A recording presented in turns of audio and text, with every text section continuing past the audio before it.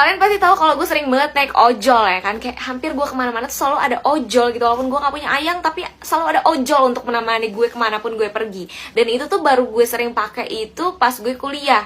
SMA lumayan sering, tapi gak terlalu sering juga. Kalau sekarang tuh kayak hampir tiap hari gue kemanapun gue naik ojol gitu.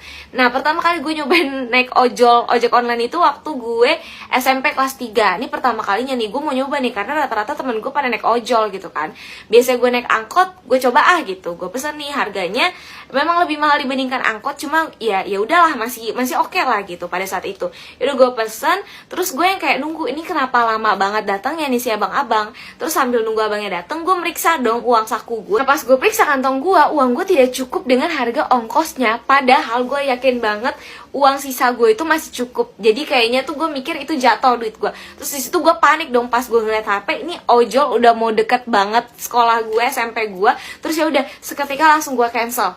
Nah pas banget gue mau nyebrang buat naik angkot, tiba-tiba berhenti ojol depan gue. Terus dia nanya ke gue, "Mbak, maaf, kenal Yasmin gak ya mbak?" gitu. Terus gue yang kayak lihat kan, gue lihat ininya dia, terus kayak ini ojol gue, baru banget gue cancel. Terus habis itu gue dengan acting gue yang sangat-sangat bagus, yang 11-12 sama Reza Rahardian ini, gue langsung bilang, "Oh, saya nggak kenal pak, mungkin bapak ke dalam aja kali ya, orangnya di dalam mungkin masih nunggu." Si abang ojolnya ini percaya dan kayak, "Oh iya makasih ya neng," gitu. Terus dia masuk ke dalam, terus gue langsung ngibrit, gue langsung naik angkot depan gue. Walaupun itu sesek-sesekan, bodo amat, karena gue langsung panik banget. Itu pertama kalinya gue bohong ke orang.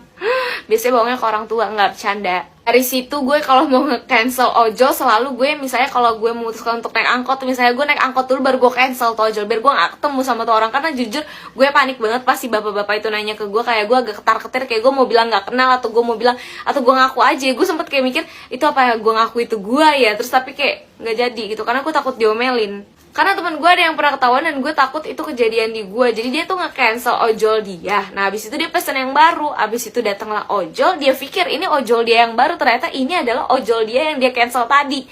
Jadi si abang ojol yang di-cancel sama dia ini belum nyadar kalau udah di-cancel. Jadi pas di jalan dia lihat, lah ini udah di-cancel neng gitu. Terus temen gue juga pas lihat, lah ojol yang seharusnya yang baru ini baru nyampe tempat tadi gitu. Jadi ini dia bukan naik ojol yang baru. Teman gue bilang kayak, "Ya pak, maaf banget, ini ojol saya udah baru nyampe sana, bukan yang ini ya pak. Tadi bapak udah saya cancel," gitu. Terus sama si bapaknya gitu, "Ya udah naik punya saya aja, nggak usah di cancel yang itu." Jadi temen gue disuruh matiin aplikasinya. Jadi nyuruh naik si ojol si bapak ini tanpa menggunakan aplikasi gitu. Terus temen gue nggak enak kan sama si ojol yang tadi. Terus dia bilang, "Ya maaf banget pak, tapi saya nggak enak sama yang tadi, udah sampai di tempat saya sebelumnya." Terus si bapaknya ngomong apa?